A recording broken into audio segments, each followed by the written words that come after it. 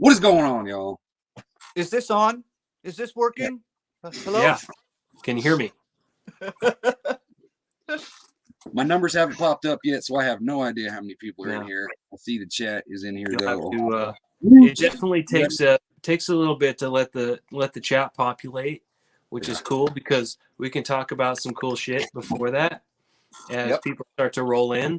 And I don't know if you guys heard about SpaceX right now, but The 40 satellites that got smashed up.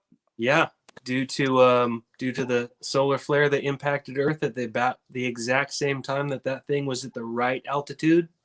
Oh yeah, it was like a 1 in 1,000-year solar storm or something that just clipped us the wrong way because of our magnetic frequencies been reduced or something. Yep. Suspicious Observer was talking about it. Ben Davidson he's the man. He's the man. So yeah, absolutely. I'm an observer too. So by the way, every day I've tuned in to Suspicious Observers since 2008, since he got started. Whoa. So I've been an observer for many years, over a decade now, and I watch his show every morning. So it's good stuff. It's good stuff to know. I just subbed to him. So he runs a show daily. Yeah, he's had this show for over 10 years, and I've watched him go from basically his basement to 500,000 subscribers. So he was one of the first the guys that was observing the sun and reporting on the sun's activity, and that's kind of where I started as a prepper. So needing to know and wanting to know the sun's activity is kind of paramount for me, but because it's going to be the progenitor of how the Earth, how our system is going to react is going to be based on our solar input. Absolutely. Nevertheless. Absolutely. So, and it's weird. Like, I don't know about you guys and your weather systems, but I'm in Ontario. In the winter, February is the worst month. That's when we're getting like minus 35 to minus 40 degrees Celsius for like a month straight. It's above zero here for the next 2 weeks on my 14-day weather app. Above zero, 2, 3, 4 degrees. That's 40 degrees off where it's supposed to be. Yeah. I was running around in shorts all day. It was 50 something here today. It was nice. Is that normal? Yeah, we're gonna have a couple of nasty swings too. Seems like down here, we're getting Arctic weather on a roller coaster. So one day you're gonna be in t-shirts and shorts, and the next, you'll be bundled up like a Sherpa. That sucks because then you can't get used to it. Y'all. Yeah, it's root beer, y'all. It really messes with your immune system. I've noticed that people get sick a lot when the temperature and your climate fluctuates so dramatically from 50 degrees to 50-degree swings. Yeah. People get sick a lot faster and a lot more often. So, but anyway, I hear it also causes a lot of pneumonia in your chickens. True. Yes, everybody, Turbo's okay. I still have her. I haven't given her away yet, just so everybody knows. Turbo's my duck. I saw Native and Devout's flashed up on the screen. If he's in the chat, hello, Native. Can you not see the chat? I cannot see. All I can see is us. So I apologize. I am not. Can you? Can either one of y'all? All right. No, they ain't important anyway. They ain't saying nothing. You ain't missing it. Well, hopefully they're entertained at the least. Because normally what I do is when we're doing a live stream, I run one of my kids' Chromebooks beside me so I can read the chat on the Chromebook and film on my iPhone here. Okay. Now, if I do the same thing, my internet connection is going to take a dump because I can't roll too many devices at once. So I rely on my phone when I'm live streaming because everybody else wants to have their own thing too. So yeah, one of these days I'll be able to have a setup where it's going to be seamless, and I'll be able to read and communicate with the chat. Hey, my bro, Right. Prepper for Life is in the house. Good deal. Good deal. Okay, y'all. We are at the 5-minute mark. We've got 30 plus in here. TT1, Hey. what's up, bro? Everybody in the chat, hello. If I did not say your name, don't get emotional. I see you. Appreciate y'all. What's up, everybody? So Come on, today everybody, say we're hello gonna to talk Heartland. about right. There. That's so weird. Pointing on camera, everything's backwards. Yeah. I will say, what's going on, Papa? For my wrenches, I know I hate asking you guys to do work. I apologize, but the only thing I will ask you, this man's link and this man's link, if you would please, and that's the only thing I will ask of you, wrenches. I promise. So YouTube has stolen 400 hours from me and brought me back down to 3,800 hours.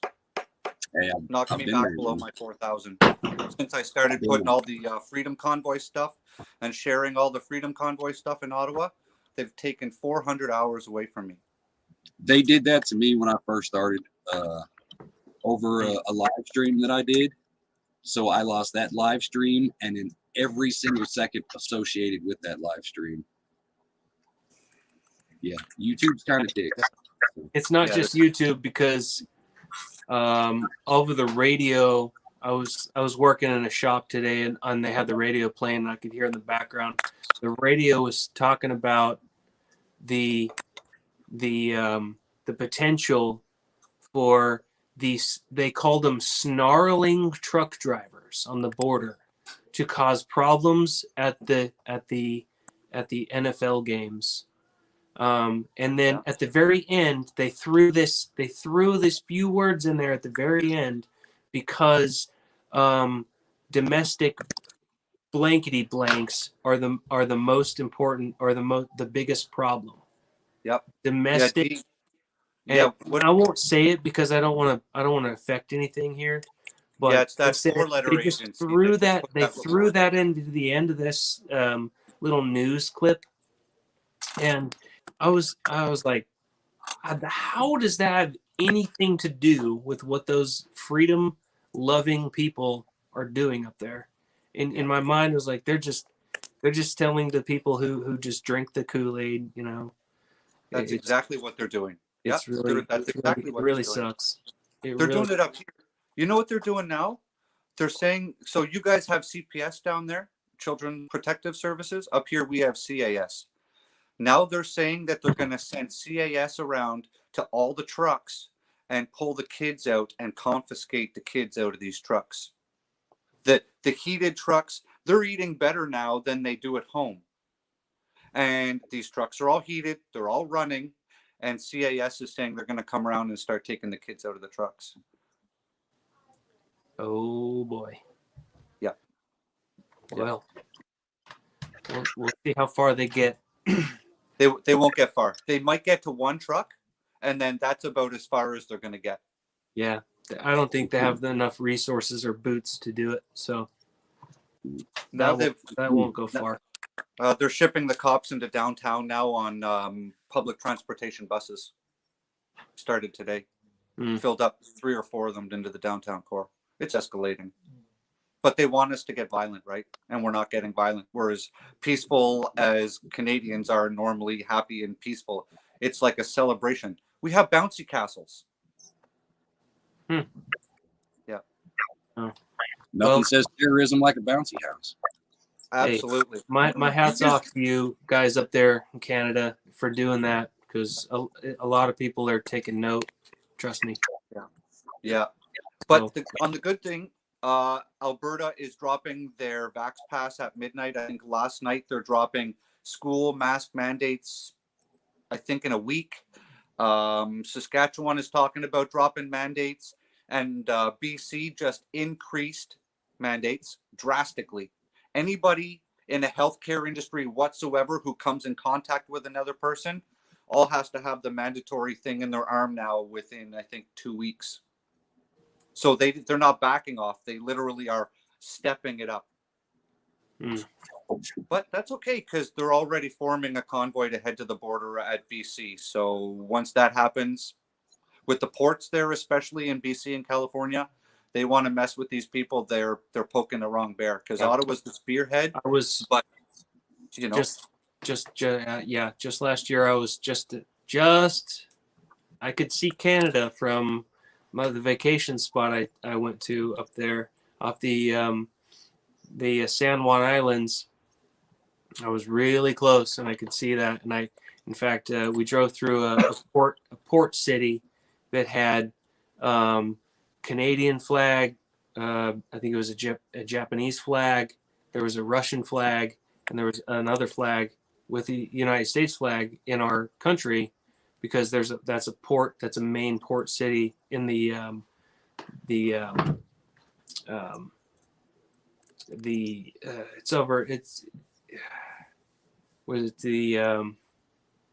that little panhandle that comes down into Washington. You know what I mean? Washington State up there. So yeah. I was right there. I saw all that, and yeah, man. Just to respond to the something chicken man. Sorry, I didn't catch your whole name. What Crazy they're back trying to then. do is the truckers are saying that they want all the mandates gone, but they want legislation put in so that this cannot happen again. Right? So it's not like the guy was just posting there a second ago. He's like, okay, so they remove all the mandates and everybody leaves, and then they just institute all the mandates again. They want legislation put in that this cannot, they can't do this again. Whether that will happen, that's to be seen. Puget Sound. Puget Sound. That's right. That seems, from my perspective, guys, we'll get into the topic in a minute, I promise. One second. But it seems like if your whole thing is to, hey, we're doing this to make you change a law, that way it doesn't happen again, isn't that kind of counterproductive? Because then they can just go right behind you and change the law right back, and you got to start all the way over again. You know what I mean? Yeah, I hear you. I think there's definitely various wishes that want to happen. The organizers have actually handed in a set of requests, all reasonable. Drop all the crap and let us go back to living our life. That's essentially what all we're asking for, right? So, yeah, and they might go behind them as soon as they say, okay, we'll drop it and make it a law, but then go back and fix it, like you said. But those people who stand behind that freedom and stand behind that, they're going to stand right back up and do it again. So they're at this. bigger and better. They're at a place where they have to compromise, or they will continuously have people who are pissed off that make them the money. That's So, right. so they're going to have to stick with it, or they're just going to have the same problem again and again and again. Yeah, and it's not hard to move a convoy. The people in general are fed up, man. I mean, we're really all just fed up. Yep. So and they want to maintain their power position. They better do what we want them to do. That's right. They're elected. They work for us, and they have completely lost sight of that. Yeah, because I guarantee you that there's still a vast majority of people who haven't done a thing yet. That's true. Yeah, There's a people lot of still people waiting on the couch who still have it good. They haven't been affected yet. And I could probably say that I'm one of those guys that hasn't been affected yet, but I see it. And I'm making my own movements towards a situation to resolve all the rest of the problems, but I'm sticking with the community. Growing this community is my number one goal, because this is going to be more important Absolutely. in the long run to me than to go out there and picket, hold a sign, and hold up traffic, because I can't do it from this tiny little town that I'm in. It's not going to make a difference. But what I can do is network with you guys and everybody else out there, and that might actually dovetail perfectly into this topic. So bingo.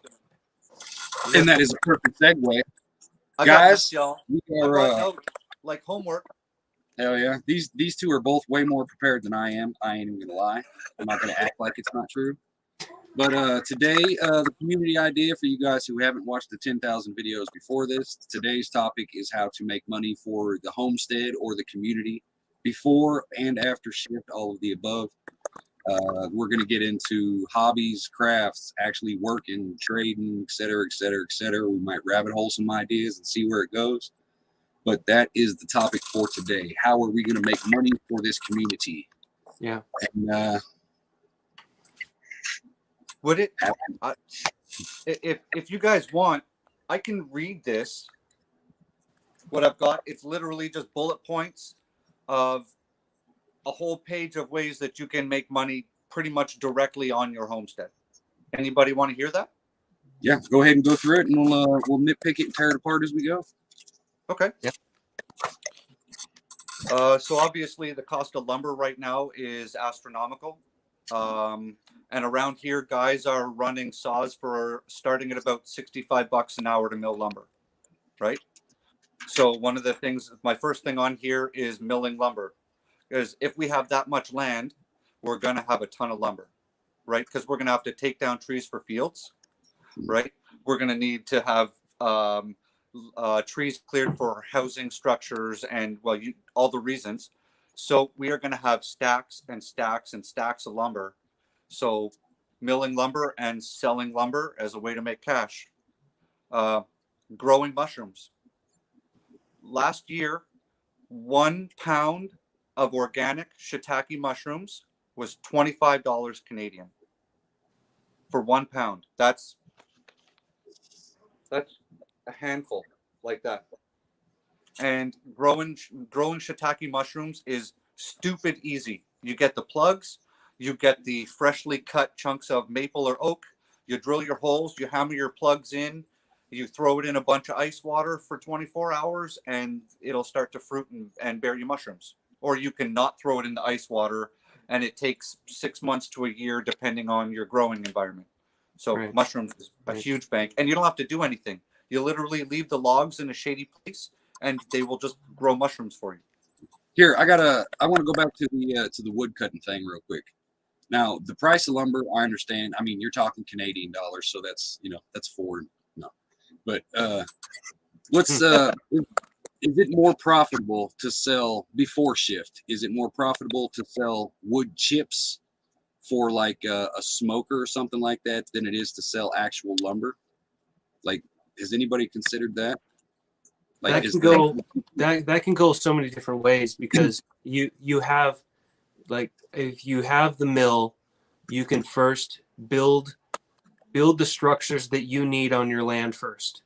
Then you can start using the byproduct or selling lumber from after you've already built the structures for your community and what you need on the land. Then, if you need to clear cut more wood for agriculture, that lumber can be turned into wood to be sold. The byproduct of all the sawdust can be put into your, like, compost, garden beds. Compost. The compost one is what I was going to touch on. Is how many people around you need compost and need good soil when you can make it out of the stuff that's already there. Right, so I think composting and selling dirt is going to be really good, because it'll be rich. It produces huge, awesome crops. My first year of compost is right outside right now, and I've been working on it. And I'm going to have a lot of dirt just after 1 year's worth of collecting things to put in it, and turn it and stuff. So that's true. Also, one more thing, and this from wood. If you're speaking of wood and cutting trees and tabs like that, all the branches and the things that you could just throw into a fire, for heating purposes like that, you also can turn into charcoal. So having your own way to make lump coal is such a good resource. Your trees are a natural resource from the land that's going to make you money. Right. Either way, the natural resources that you have should be kind of the ideal way of making the money. And I would think that the timber is really going to be an asset. So you don't want to cut it all. You know what I mean? Yeah. You don't want to cut it all down. You want to let it go and take it as you need it very specifically. Well, see, that's another thing too, is before shift, it's not an issue. But I mean, technically it kind of is, because most people are planning for it after the shift lifestyle. So most things are going to be wood burning stoves. So you're going to need most of your wood resource for fire and heat. You know what I mean? Yeah. Firewood. Yeah. So I mean, obviously after shift, you can just commandeer the neighbor's land and so on and so on. you could counter the use of your own resources by using external sources of supply. By, for instance, this city that I work for, we dump all of the trees from storms in one place and they burn it. That place is a free dump for all trees, and you can go there and take as much as you want. So looking for external sources of that commodity is going to be beneficial for supplying the fuel for your heat, you know, in your stoves and stuff. That way you don't have to cut your own trees. So looking for external sources is going to be great on that part. So what's the like this whole thing is, the concept is Missouri, the Ozarks type area, which is, we'll just say roughly 90% oak. You know what I mean? Somewhere in that range. So, I mean, the majority of what you got is oak. So Oak is fantastic for multiple. if it comes down to it, is it better to keep the wood for the heat and just collect all the sawdust and add it to the compost and then sell the compost? And then the same, like if you have apple trees, etc., you could chip them up for the smoker wood. Because I'm just trying to think, what's the balance? Because I know it takes a long ass time for an oak tree to be big enough to use as firewood. You know, so what's the and wood chips and sawdust mixed into a compost take a long time to break down. Right? They smush together just like a big blob of newspaper. So if you're going to be putting a lot of smaller bits of wood, like a whole lot of sawdust, a whole lot of wood chips out of a saw, you're going to need a way to kind of break that up, be it a tractor, a bunch of guys with shovels, however you want to work it, right? Like I make aerobic compost every springtime every fall to apply every spring. I make about 2,000 pounds of it, and I flip that pile every 2 days from side to side. And that pile is about the size of it's about 5 feet wide, 4 feet high, and 10-ish odd feet long. So, right. So if we're making compost in a sizable format, in order to sell, we would require some form of heavy equipment, a tractor, a backhoe, a skid steer. Skid steer would do the job for several tons worth. Yep. Yeah. Especially Until especially if you have the chickens, if you have ducks, if you have any type of farm animal that can contribute to it, you're taking that and you're throwing it in there, and so absolutely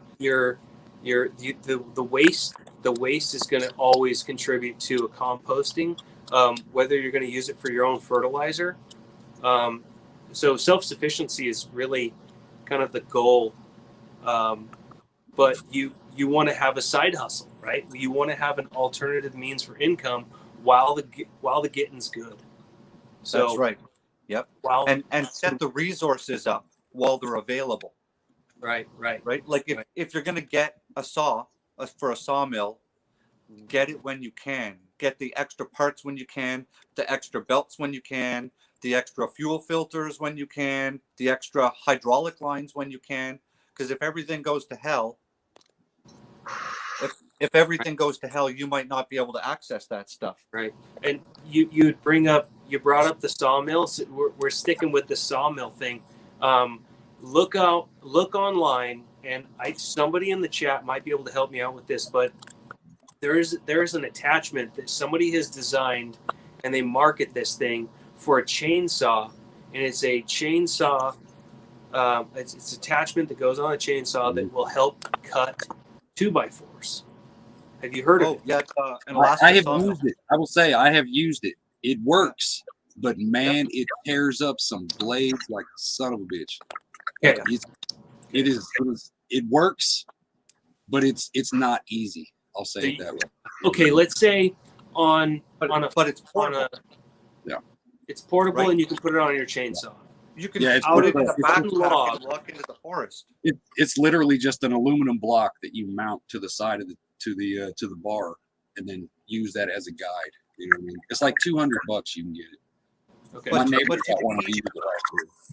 Yeah, but to use it though, you also need to have your initial frame that you mount to the top of the log, so you can square the top of the log. Some people use an old aluminum ladder, and you just drill through the last two legs to the top of your board or your log, and then you just run this thing, and that gives you your very first flat level mark. And then you adjust the height on the bar and the bracket that runs down the bottom and runs on the top of the log top that you just shaved off, and you can just run planks out of that. But Okay. it's hard on your saw. You need a pretty powerful is. saw, because I mean, you're not going to be doing it with small wood. Right. Yeah. Okay, and that's an idea. That's awesome. That's an idea. It's something to look into. There's got to be a way. Like obviously, was there sawmills before there was actual power? Are there knob and Yeah, lever kind of like horse-drawn sawmills? I mean, that's got to be a Running thing, on right? belts and steam and water power. They used to have them on like a water turbine that runs a great big barrel, that runs a shaft, that runs the sawmill, or runs one of those big wide leather straps that you can see on some of the really old ones. It's all like floppy like this, and it'll drive a drive shaft through gearing. Yeah, they've been running those since before we had electricity. Yeah. Right next to a creek. Yep. Or a river. Yep. But they did the same thing to grind grain. There's still graineries that use water wheels to grind grain with great big huge stone rocks. Yeah. Yep. Yeah, and that was the first windmills. Yep, that's right. So you want me to keep going on the list? Yeah. I'm good. I'm good if you're good. Something simple is a Christmas tree farm. You can run that right now. Yeah. Plant them now. You're harvesting them in 6, 8, 10 years, depending on your species. Selling veggie seedlings in the springtime. You know, do a little market stand and sell your veggie seedlings, 2 for $1 or whatever your kind of market value is now. Right. Tree saplings. There's big money in tree saplings. Selling sugar maples, 6 foot tall little whip sugar maple like this, and you're selling it for $40-$50, and it cost you nothing in seed because you went out to the silver maple you have going on your property and you just harvested all the seeds right off the ground. Yeah. Right. All you need to do is put them in buckets and dirt. Yeah, nurseries are a definite must, because you can make bank off a damn clone. You make huge bank off nursery stuff. Especially, I was going to mention a while ago, a lot of people are talking about bamboo. Yeah, that's definitely in there. Bamboo is a big money maker, especially if you can put it in a pot nowadays. Piece of bamboo this big, and it grows. It grows here. It grows here in Kansas. I found it here. There's several bamboo patches that I found, and I was blown away by it because I didn't think it would grow here, but sure shit. I know where I can find bamboo here. The only problem with it, though, is if you put it on your property, you need to put it in a place where you can control it or expect it to just take off. Because, I mean, some of those places, when you put bamboo in the ground, you're never getting rid of that shit. Right. But it as a building material is amazing. So yeah. I mean, if you watch some of those shows where they. I was gonna say, like bamboo is extremely invasive. I'll say there's 2 different kinds of bamboo. There's cluster bamboo, and then there's vining bamboo. One shoots out in a straight line. One just keeps going in like a continuous circle. But it's really not that hard to maintain, honestly, because it only grows once a year. In the springtime, you got a 2 or 3 month period, you know what I mean? And when they first pop, you know, a dog could actually brush it and knock it over. So it's, you know what I mean? As long as you put it in an area to where you willingly want it to be invasive, Right. you know, it's not that hard to, hey, it's this time of year, let me make a lap around and just kick this shit over. You know what I mean? So it's not that complicated to maintain. Right. Right. What Hemp. else we got? Hemp. You, my friend, are the expert in that field of hemp. You know how resourceful hemp is. Hutch. How hard though is it to turn hemp into a usable hemp fiber? Has anybody looked? I've never looked into how to make clothing or whatever out of hemp fiber. Neither have I. The only way I can think of, like I've never actually looked into it, but the only way I could think of by actually playing with the, you know, the material myself is pretty much maybe if you shred it down, it is individual fibers as soon as you get in. So if it's just the process of breaking the stem or the stalk down to get to those individual fibers the same way you do with like sheep's wool or something. You know what I'm saying? It's just tangle them together a piece at a time. You know, To get it to a point where it can be woven together, softened and woven together. Or Okay. But if you think too, I mean, if you've ever torn a stalk apart, you can see how the material works. So if you're thinking maybe like a paper mache kind of lump in the beginning to just do it and then just kind of stretch it real thin and just keep twisting it. You know, obviously it's more complicated than that, but you know what I'm saying? It'll kind of stay together kind of deal. I don't know. I'm just throwing out ideas. You know what I mean? All right. Next on the list, bud. Berry plants in a little pot. And most berry plants are highly prolific, right? Look at raspberries, black raspberries, strawberries, blackberries, you name them, right? You can pick them out of the ground. You can pick the root system out of the ground. You can put that stuff in the crappiest dirt you can imagine, and it'll still grow. So like at my old place, I used to trellis my black raspberry patch, and I had, what do you call it there? Clothesline in loops in various heights between T-posts. And I grew the black raspberries up there. Then when it got to a certain height, I would just clip the top off and it would shoot out lateral branches. And I can control where I allow the fruit to have its fruit set over the season.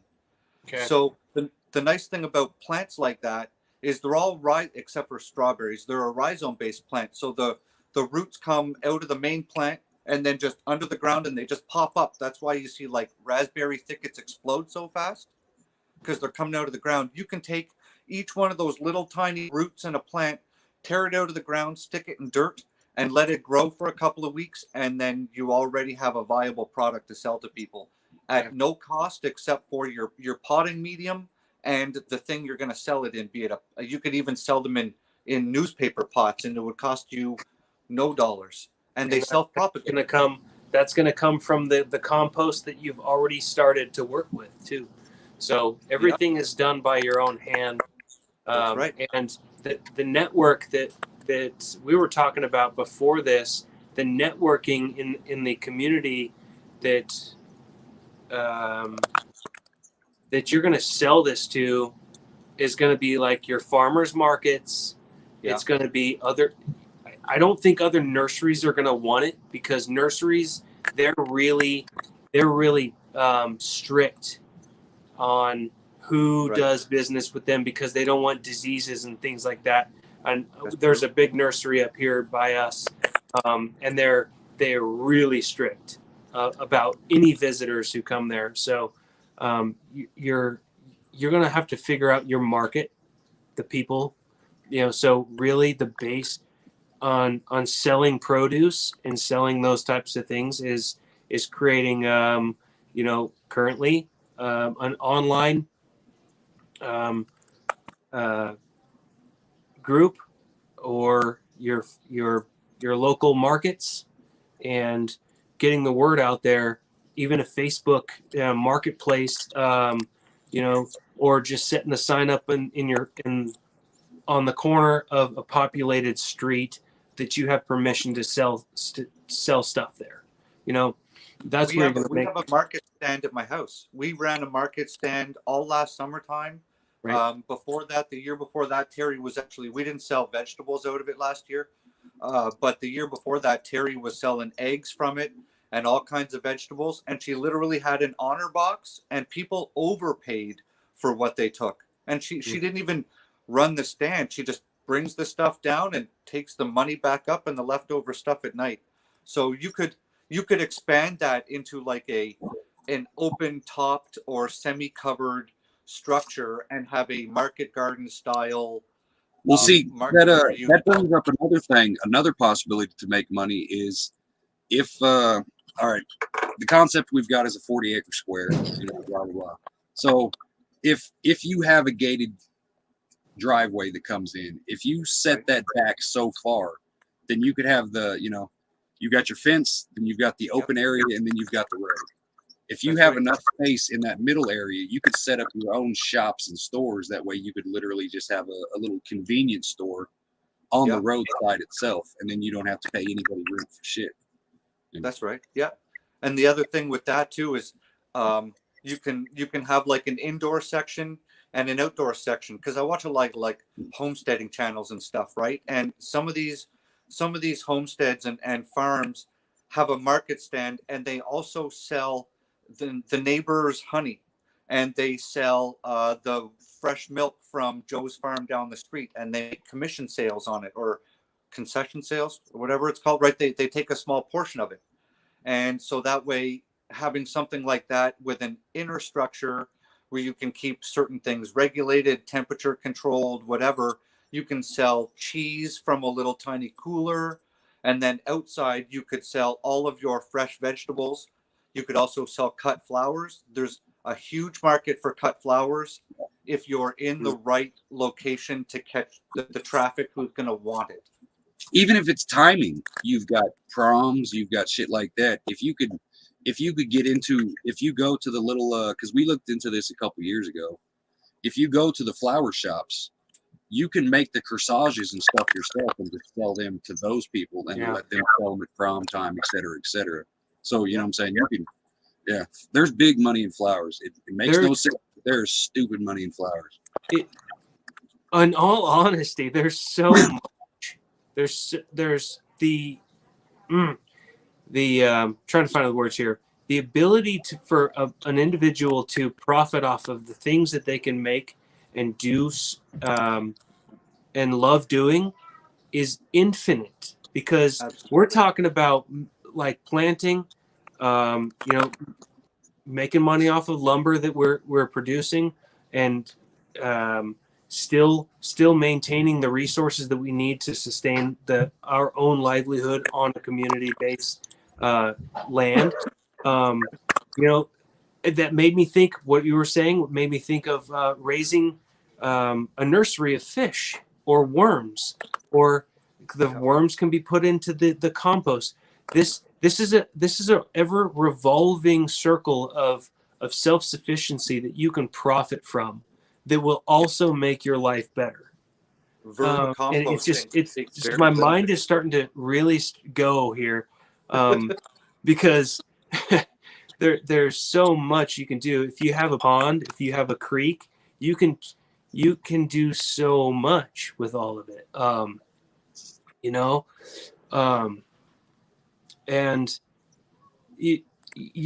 you don't have to actually maintain or put too much work once you get some of these gardens going. So if you guys have ever looked into self-sustaining gardens or self-sustaining ecosystems, there's a real thing where you put little effort in after you've done the work. So you do the work, you get it established, but after it's established, you don't have to do anything else. because it's self-sustaining, and they're called food gardens, or it just supplies itself by the natural um, uh, the way that things go. You know what I mean? Self-sustaining gardens are a thing where you'll have mushrooms growing, and in a certain section, you'll have your berries growing in a certain section. You'll have plants that are compatible with other plants that they once you get it established, you can just basically go out there and feed off of that after you've done the work. Yeah, That's really it's permaculture gardening. right.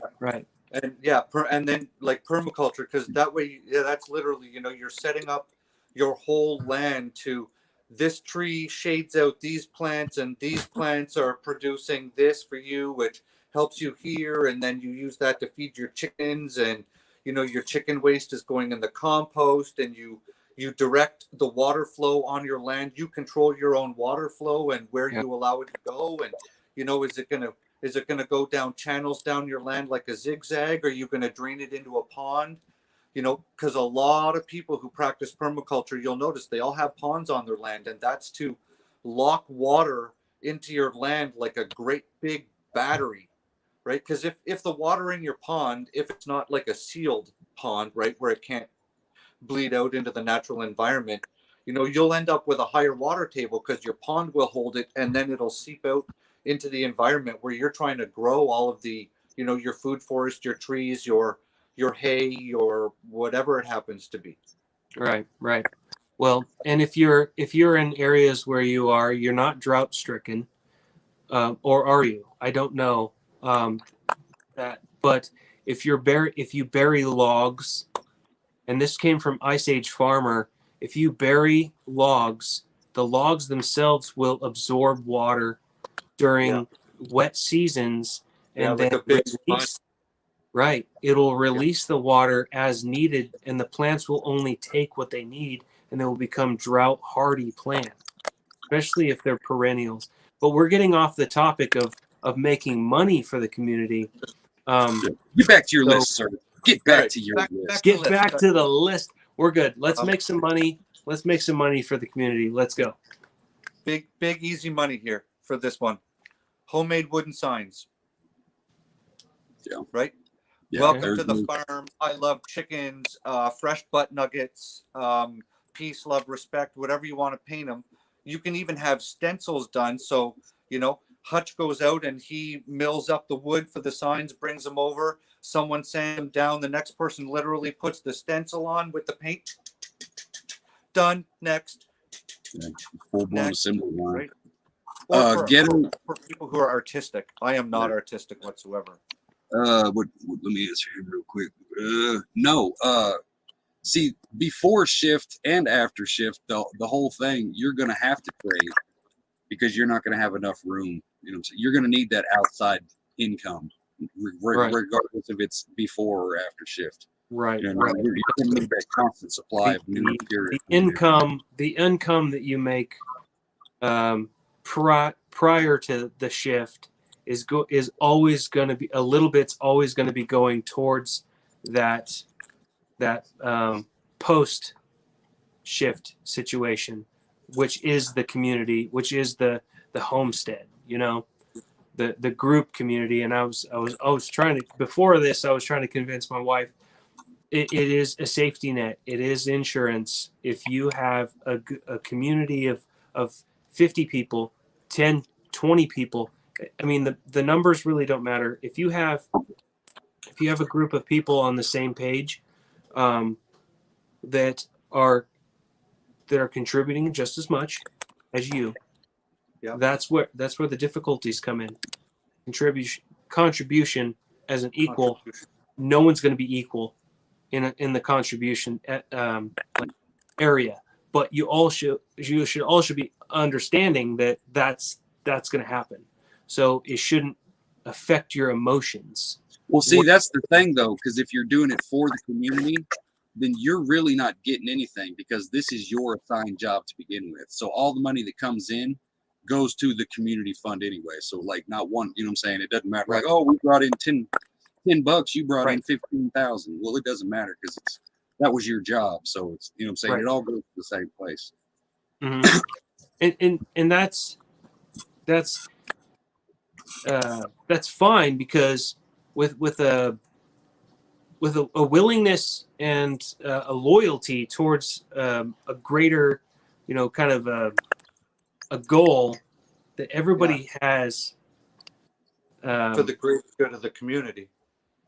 because it's a responsibility. If you're doing this, I would do it for my family. I would do it for my own community, my two neighbors I have on either side of me. I have a little bit stashed away just in case. And so that can grow as a person has the ability to make it happen. And if there's more people to contribute to it, it's easier to sustain. And I was trying to explain that people are one of the most important preps. Like, people are an important prep. And it's one of the preps that we don't even freaking think about. Is that we prep for ourselves. The thing is not going to work for we people. become selfish when we start prepping for ourselves. But when we realize that there is the importance of having people as a prep is something we really don't think about. So this community-based thing, this network that we're coming up with, is going to be really important, because are you better off alone, or are you better off with a couple people you trust? So, and see, that's the importance of figuring this out before the world blows up. Yeah, and that's where so many challenges come. It's just not making money. Making money is going to be really easy in my eye. For a prepping based community that has a piece of land that we can profit from, or we can profit from our own skills, because your skills are what's going to make you the money. Right now, we can work from home. We can go to our jobs. We can contribute to a piece of land that is our insurance policy, based on whether we want to go there and vacation for a little bit and add to it, and what you're talking about as the property. And we can just relax for a while and add to it, for the shift, because that is the insurance policy for us, which is an investment. So I think one of the other benefits too is that once this starts, there's always going to be people on site, right? If you have your bug out location way out in the middle of the bush, you're still going to have a road to get there. Your chances are you needed a vehicle to build it. You drive your vehicle in. You can never make that road go away. So who's to say if you ever have to bug out to your spot, it hasn't just been taken over already because a bunch of punk kids on four-wheelers have known about it for 4 years and you just had no idea that they've been going in and out. With a property like this, as it's being built and developed and expands, there'll be people on site that, your house isn't going to get robbed because, there's 8 other families that are kind of bebopping in and out of the property. Right. That's why I wouldn't open up the suggestion to creating an Airbnb on the place. Even though that's an option. Like, even though that's an option for income. But see, that's not a bad idea. That's actually a feasible idea, depending on the size of lanes you got. Obviously, a campground. True. Even if there was the first concept of this was a 200-acre kind of deal. So something that big would be large enough to have a convention center to where you could have, conventions, obviously, meetups, rallies, concerts, et cetera, et cetera. You know what I mean? So it kind of opens up the, And if I know that there's adventurous people out there willing to pay a lot of money to experience the homestead life and pay for an Airbnb to eat the farm-made eggs, to experience a horseback ride or to go out and do those things. There's people willing to pay that money. So yeah, you're right. There is an option there, and you could make some serious cash on it pre SHTF. And I would think that those type of people wouldn't think to come and try to fly back to this spot to get there. That's where I was just going in my head was, right. If we bring people in like this, are they going to want to come back knowing? Well, see, that's the thing. Coming in. You limit the access, like the where the people actually live and where the people eat and do all their shit. If you haven't paid to be part of this group, you don't get to see it. You only get to stay in these certain areas. So you can literally just set up tables and set up outside classrooms and figure it out in this area. It's like, if you're not part of this, it's none of your damn business what's on the other side of that fence. Right. Yeah, because OPSEC is still an important factor in something like this, right? Because do we really want everybody to know that we have 80 cows and 400 chickens and 3 acres of gardens? And, we don't want everybody and their neighbor to see that. So, yeah, that's why how you lay everything out is going to be extremely. How you lay things out is going to be as important, if not more important, than what you're actually doing on the land. You know what I mean? Tree lines made of oak. All right. Next thing on the list, essential oils. Making essential oils from what's gardened and grown on the property. Terry actually was selling essential oils. These little vials like this big, and there's like spruce, and some of them are edible, some of them they're not edible, but that stuff is expensive. And it's not hard to make if you know what you're doing, right? If you know what you're doing, you have one of those diffusers or oil, whatever, however they make it. And if you grow, you could do your own oregano, all of your own, like your thyme oil, your oregano oil, all of that stuff. Your dill oil, which is really good, edible, by the way. What's next? Chicken, quail, and duck eggs sold to eat, and chicken, quail, and duck eggs sold fertilized for incubation purposes. What else we got? Baby birds, selling like day-old birds, couple of day-old birds. That's how we picked up ours. And selling meat chickens like Cornish cross sea monsters. An on-farm butcher shop, meat sales, right? Because I mean, all of you hunters out there, you guys all do your own animals. Most of you guys who farm, you do your own animals. They're going in your freezer camp, and you're doing it yourself, right? So, turn that into a licensed situation where we raise our own animals, butcher the animals, and then sell that sort of stuff.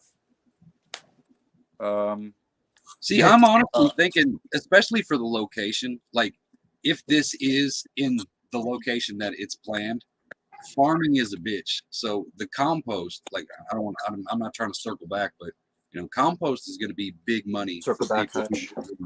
Right. Well, how many people around that area would need compost to do their job too? I mean, because how far do farmers go from that area to go get compost when they can buy it from us? Yeah.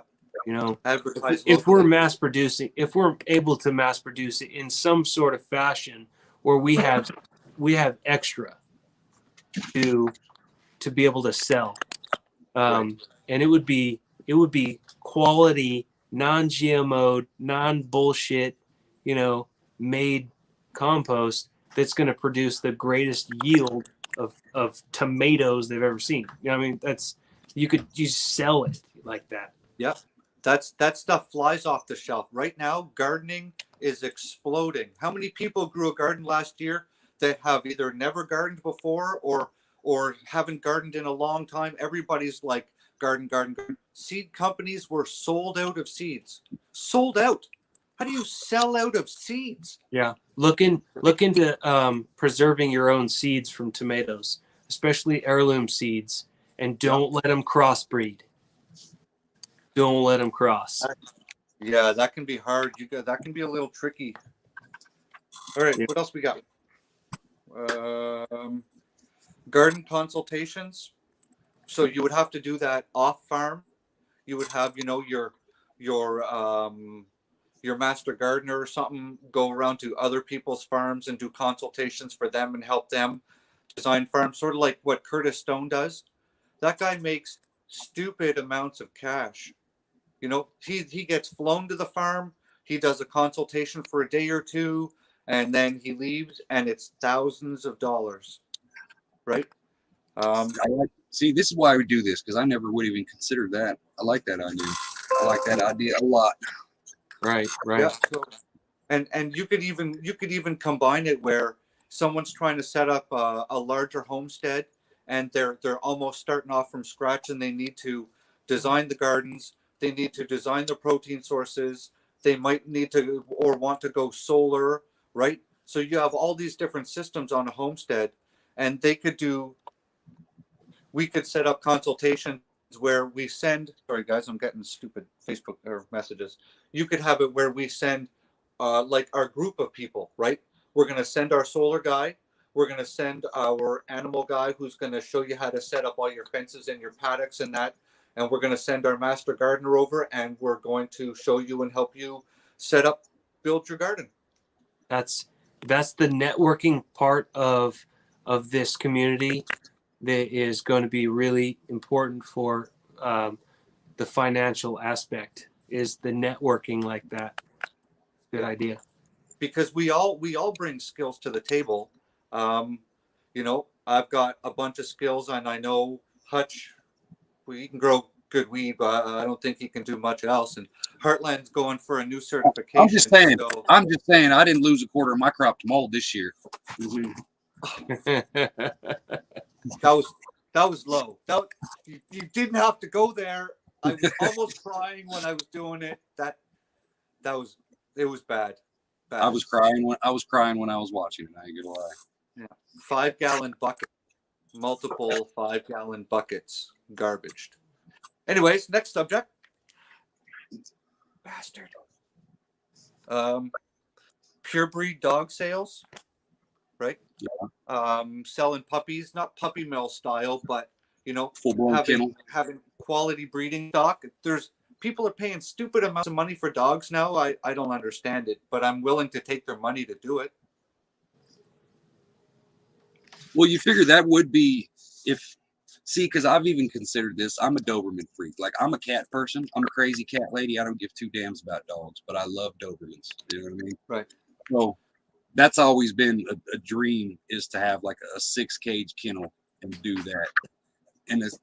So if you got pits, Rottweilers, et cetera, whatever the damn breed is, protection dogs would go for, if a dog's going for $1,000 right now when things are good, imagine what you could get for a nice security dog after shift. You know what I mean? Right. And on top of that, if we have a great big farming system, we are going to have farm dogs, right? We're going to have those great big white ones and whatever other farm dogs that people great use. Pyrenees for farm dogs, and then like little Australian shepherds for herd dogs.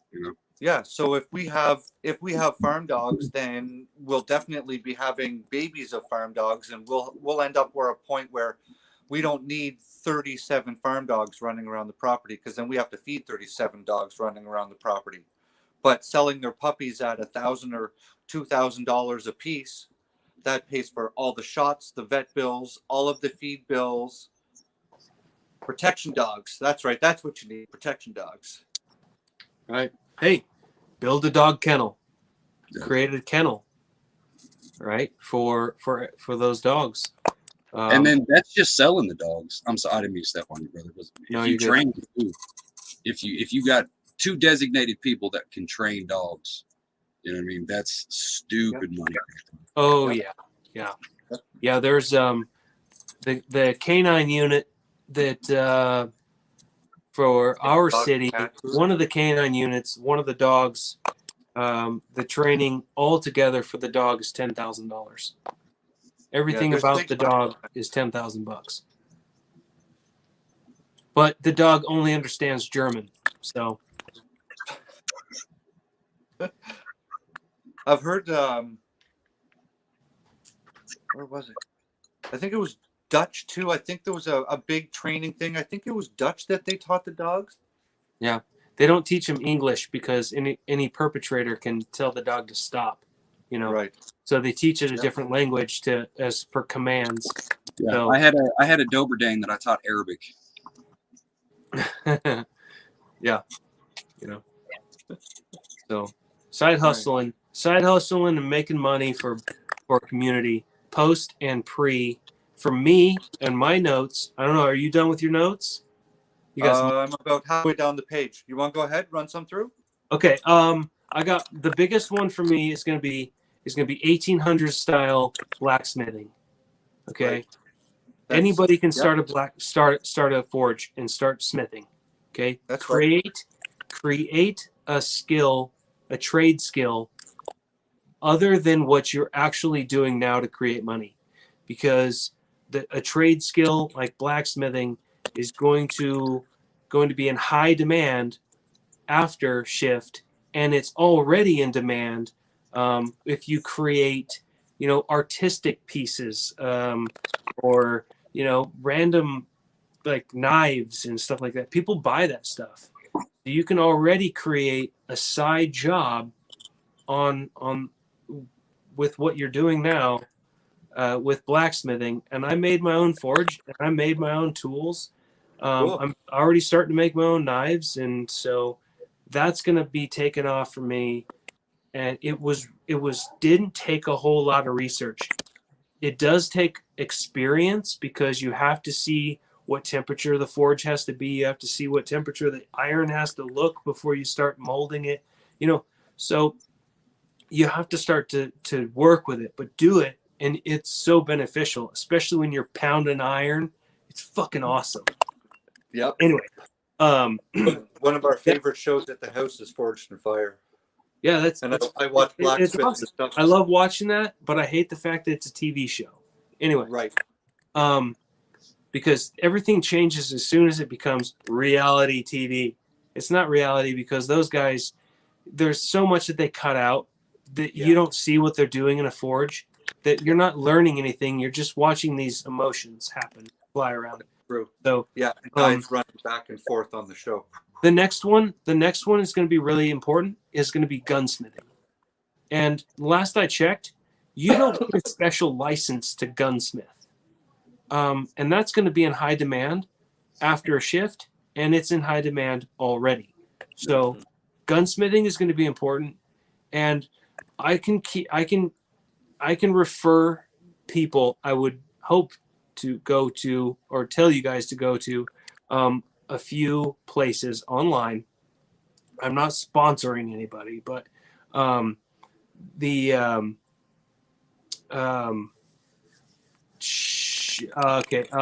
Numrich. Numrich is one of the biggest suppliers of firearm parts and things like that. So Numrich, if you guys want to start buying up stuff for cheap, Numrich is where I would go. I think it's Numrich. So that is a firearm like parts supplier, and it's amazing. Anyway, that's where I got all my 22 stuff. That I rebuilt my 22, and you can't find any other parts anywhere else. But I found the stuff there. Anyway, gunsmithing is going to be good, and we talked about livestock. Livestock is going to be a main producer of income. Livestock is always going to be a big thing, but you've got to remember. Yeah, you've got to be able to feed that livestock. Right. The reason is meat, eggs, and fur. Fur is going to be really good because you also are going to be able to create leather stuff, because hopefully on this homestead there's a tannery or the place where you can start to stretch and tan leather, because leather is one of those versatile, universal materials. You can damn near do anything. Everybody's going to want to need something made of leather.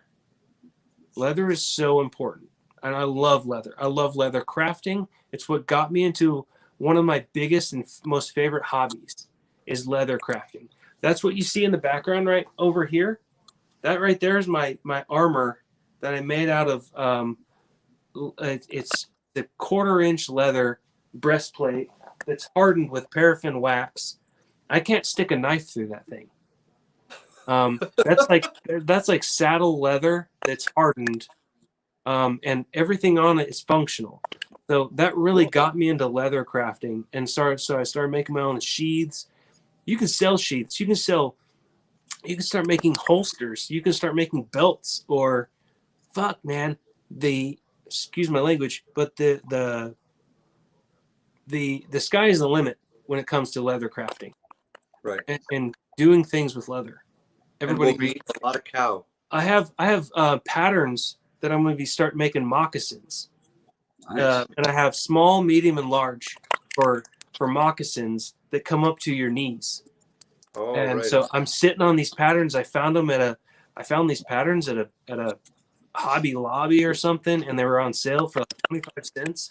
So, and I have the scrap leather to do it with. So, that's gonna be my way of making money. Is those trades, those skills that I've developed over time. It takes a little bit of time, but with patience, you can make it happen. Anyway, the other one was agriculture, planting food, seeds, dirt, composting, and pottery. Tell you what, Yeah. pottery is easy. If you have a place where it's high in okay, let's say pre-shift, you go to Hobby Lobby and you get yourself a bunch of modeling clay, and you can make yourself some stuff, right? And bake it in the oven and make yourself some pots and make your decorate it, whatever. But then you can still make pottery afterwards. And that stuff is still valuable because afterwards people can't go to the store or have stuff shipped to their house from Amazon that is a cup or a bowl or a plate that they can eat out of or they can drink out of. So and that goes back to blacksmithing. You can make forks and kitchen utensils out of that stuff. So simple.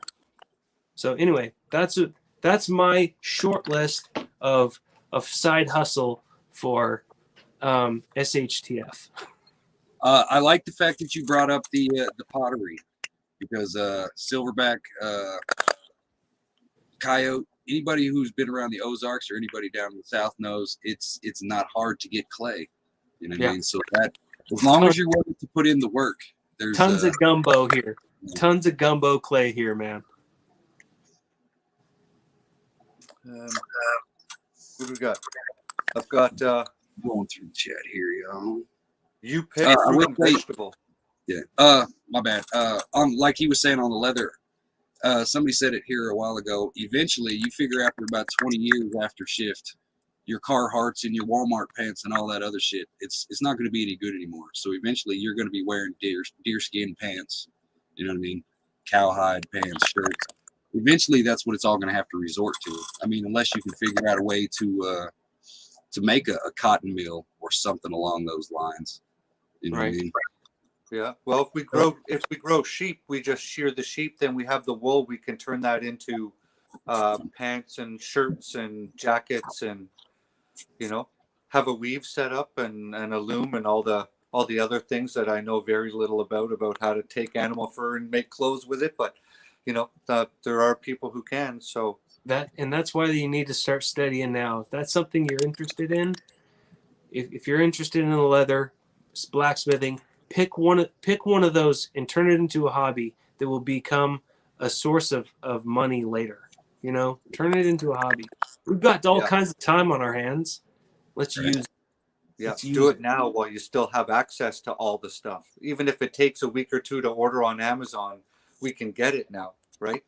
Yeah. And see, that's the great thing about trying to figure this out now, because most of these plants, like blueberry bushes, all these different crops and everything we're talking about a 3 to 5 year establishment, and it's better to have these things figured out and established now. That way you don't have to scramble to do it after the fact, because then you've got that 5 years of, oh my God, is it going to work? You know what I mean? Well, and other things like fruit trees, right? if you want to eat fruit in a couple of years, you need those fruit trees in the ground now. Yeah. Right. So, you know, it's with certain things you have to think, I want this as an end result, XYZ. How long does it take for me to get from start of project to completion of usable product? So, you know, if you plant an apple tree, are you going to have to wait 5 years for it? Well, Right. if that's the case, you need that in the ground this coming springtime. Right. So that's one of the challenges that I was thinking about. This is the challenge is going to be patience. The challenge is not going to be overnight stuff, and we're going to have to be patient and not expect these outcomes and the money to start flowing in overnight. And it's going to take a lot of hard work. It's going to take that dedication. It's going to take just, you know, lacing up your bootstraps when you're fucking tired and sick and going out and still doing it. It's going to be blood, sweat, and tears, right, over cash. But yeah, and then that's when you're going to really see the results in the long run. It's not a quick thing, you know, where our society is relying on these quick, having things happen so quickly. It satisfies their need for the hastiness of the world that we're living in. So like, look at it's going Amazon to take in Los time. Angeles. In Los Angeles, you order from Amazon, it's at your house in like 2 hours. That's what I worry about the next generation of kids, because they get everything at the snap of a finger, or overnight, or free shipping and things like that, and it's here within 2 to 3 business days. That type of stuff. If anybody is living in that type of mind, this will never work for them. Plain and simple. It's a long, drawn out process, and it's going to take time. It's going to take your effort,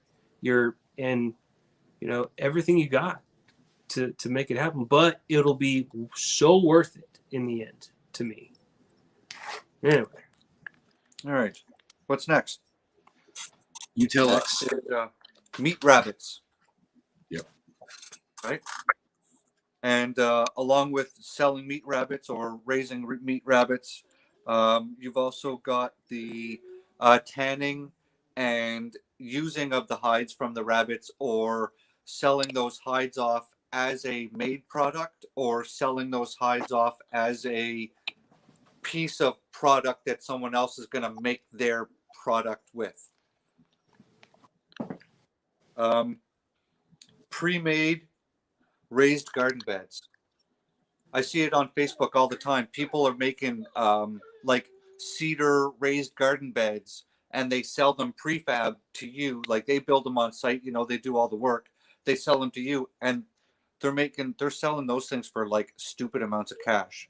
And it's a 4-sided cedar box, and they have a bottom and they drill holes in it, or there's no bottom at all. It's just, you know, a box with no top and bottom, and they're like, fill it with dirt, put it on your ground. How hard is it to make a box with 4 sides? Right. What else? I want to throw one in there. Yeah. I want to throw one in there. Small grassroots fundraising. Sell your skills. If you have skills, teach people and sell your skill and teach them. And that being your mode of profit is you're selling your what you're good at doing.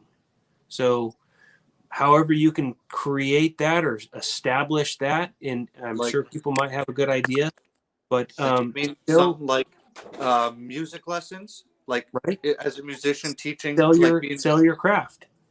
Right. Another thing too that a few people have mentioned in chat, would be kind of dancing around it, whether before or after shift, do your own survival books or your own gardening books that you can, you know what I'm saying? Hey, look, you don't have to pay $30 on Amazon for this book. I'll sell it to you for $10. You know what I mean? Right. Everything that you do based on survival, or let's say, I wouldn't say even just survival. If just recording yourself doing certain things, people want to see it. So if YouTube's going to be a base of income prior, Yeah. everything you do should be recorded, especially when it comes to your homestead, because people right now are soaking it up. Yes. People are eating it up, man. Whether you build a chicken coop or you're just reusing pallets, people are loving this stuff, man. And that right there can be a source of income pre-shift. So, Absolutely. Yeah. I was going to mention that toward the end. I was like, if the world hasn't blown up yet and we've got an actual functioning community, do you know the monetization that you could get from YouTube or Rumble or wherever the hell, Patreon, wherever the hell you put it, that's just, hey, this is the lifestyle. This, you know what I'm saying? Obviously privacy and security, but hey, look, this is, you know what I'm saying? That in itself would probably make a decent chunk. yeah. Yeah. Yeah, I agree. Weed plants ready to go in fabric pots, ready for someone to put it down in their yard and grow it out for the season. Yeah. That's something I was thinking of actually doing this spring for myself is setting up people's outdoor grows. I don't do indoor grows. I've never really done indoor grows. I've always done outdoor, and it's not hard to set up people's grows, and a lot of people have no idea what to do. They don't know where to get the seeds or the clones or the seedlings or what to grow it in, what nutrients it needs. But it's legal up where I'm at. I'm allowed four plants per household. So, you could set up I grow in my biggest plants, I grow in 65-gallon fabric smart pots, which is like the size of a small bathtub. And I grow stupid huge plants. And I was thinking I could set these smart pots up for people with the plant in the center and have the cage that I have put up and set it up so as the plant grows, all they're going to have to do is just tie it down. You could even set up contracts where you come back once every week or every 2 weeks or depending, and you bill them per service time, per hour. You can bill them for materials, for setup, and like every housewife that I know is growing dope in their backyard now. It's great, but some of them they have no idea. They found a weed seed in their kid's weed bag or something, and they're trying to grow it.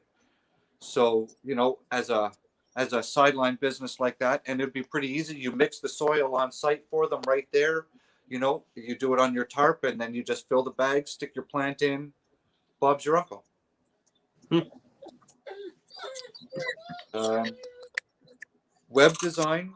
I know very little about technology. Like I do all my YouTube stuff on my cell phone. I'm really technologically, I don't do well with it. But web design, for some of you computer Google nerds out there,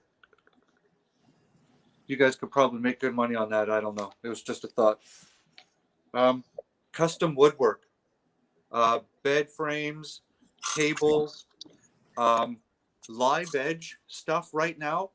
Live edge is going for massive amounts of money, and all you're doing is drying it out and putting. Abby, stop.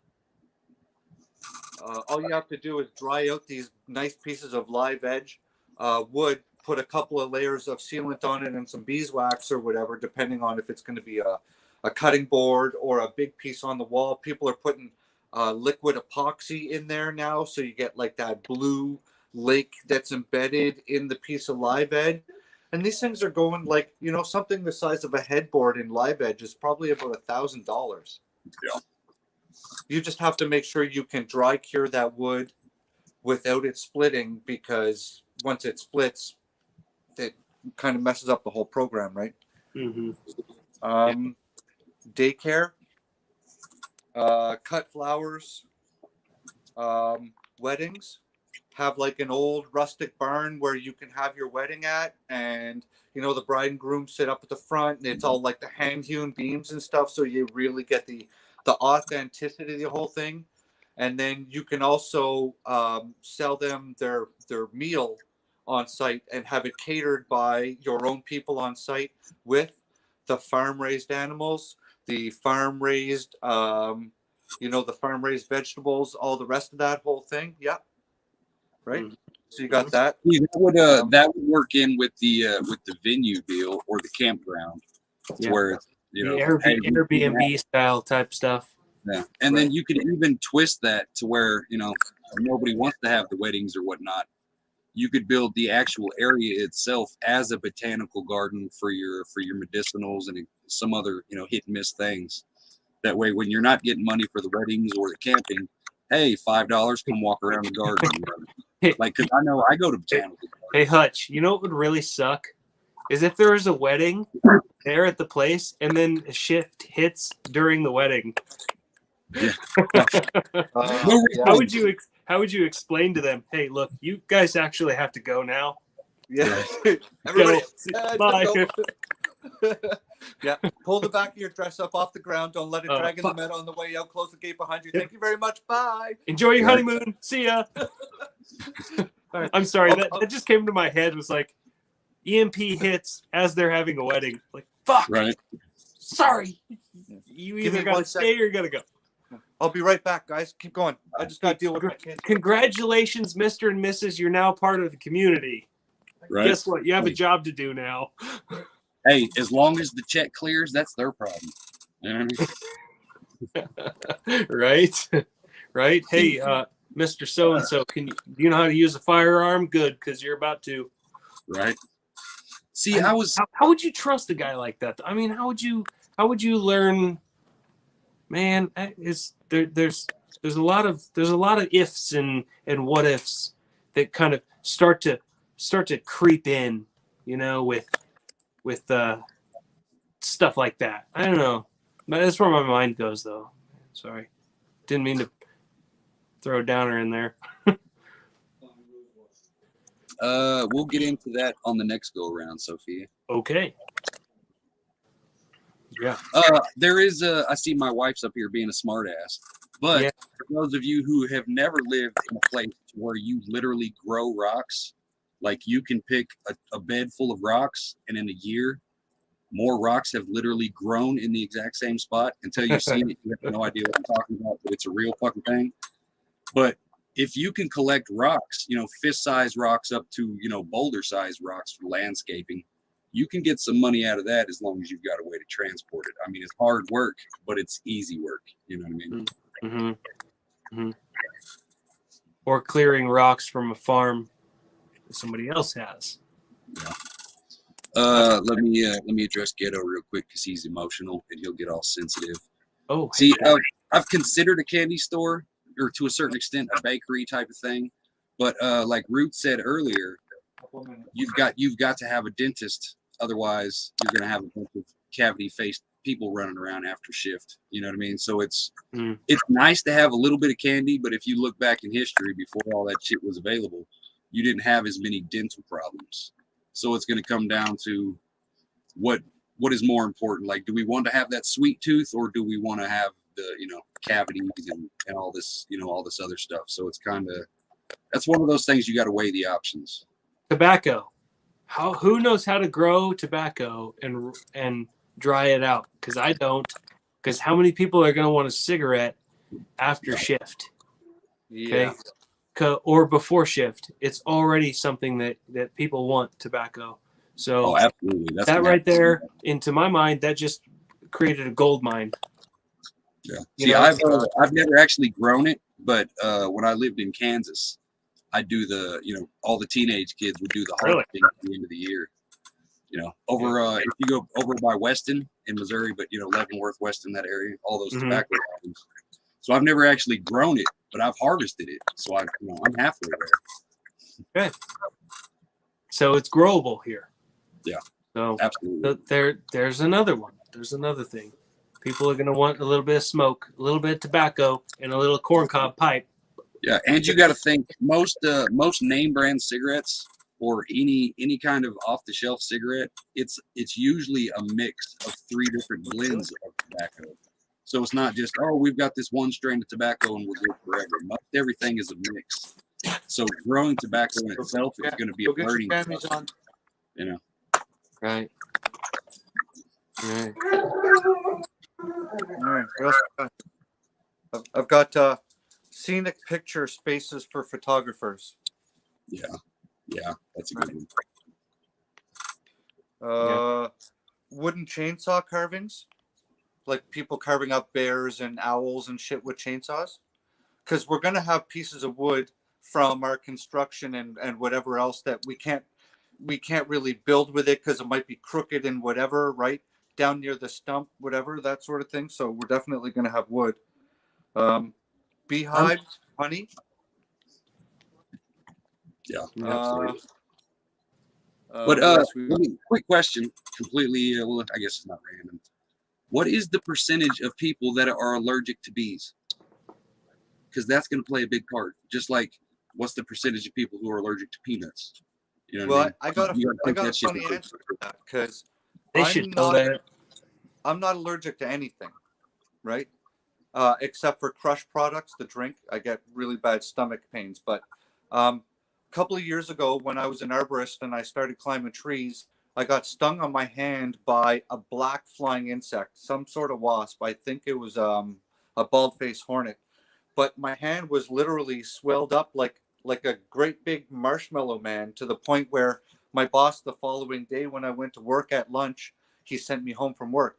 I called my doctor and I'm like, what do I do? She's like, you don't have any allergies. I'm like, well, look at this, right?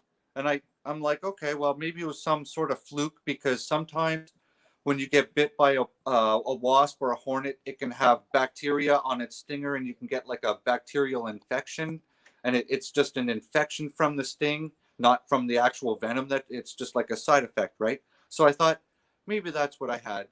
But I've been bit several times since. I was bit earlier this summer and I got pictures, and I was bit here and I was swollen down to here.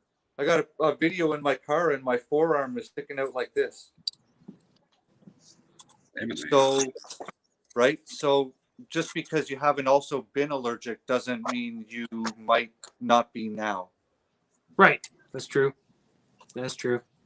Yeah. I got an EpiPen in my first aid kit now just for that reason. Right. So the first time I was ever stung, I swelled up like a balloon. But now ever since I get stung, it doesn't even affect me at all. It just kind of like leaves a blister that hurts really bad. But when I was stung at first, I would swell up big time. Like where I couldn't breathe, but now it's less. So what the hell? No. I don't know. That's a good thing, right? That's a good, especially because you've obviously been stung multiple times. A lot. I've been stung a lot. Yeah. Like, fucking lot. At one time, a lot. A lot. Yeah. Is that the word? I stepped on a yellow jacket hole that was in the ground. So I stepped on the hole, and then I stepped off of the hole, and then went up my pants and up my shirt. I think I had like 14, 15 stings. I had stings in between my fingers. Like that's the fucking worst place to ever get stung, is like right there in the webbing. That sucks. That's a sensitive spot. Yep. Yeah, really sucks. But yeah. So ever since then, I was like, yeah, I'm good now, I guess. But they say that poison ivy, you only get more and more allergic to it. And I'm trying to prove that wrong, because there's so much poison ivy here, and I get every year, and it seems like it's getting less. So I'm trying to like break that statistic where it's like you're immune to it. It's not you're immune to it. You'll just eventually get it. Okay, I want to break that, because the first time I ever got it, I looked like Quasi fucking Modo, because I had poison ivy across my forehead, across my neck, and just everywhere I touched, because I had rubbed across a branch of it was a root in a trench, and it was fall, so all the oils and stuff go back into the root system. Yeah. And so the root was in the trench and it went across my neck. Well, throughout the day I was sweating and doing things, and I wiped my brow. So I had it across my forehead, down my eye, and then like all over my neck. That was the worst I ever had it. And then ever since then, it's like kind of like not as much, but I still get it every year. Weird. Now, do you, when you walk through a patch, do you assume you're going to get it, or are you just in it all the time and you just happen to get it? I actually watch for poison ivy because it was so excruciating that I don't want to get it again, but I always do. But I'm always looking to identify it because it can kill people who are highly allergic to it. And so, based on the traumatic experience on how irritating it was, how much sleep I lost, Right. you know, and how it took me out of a fight. It took me out of like the mission, right?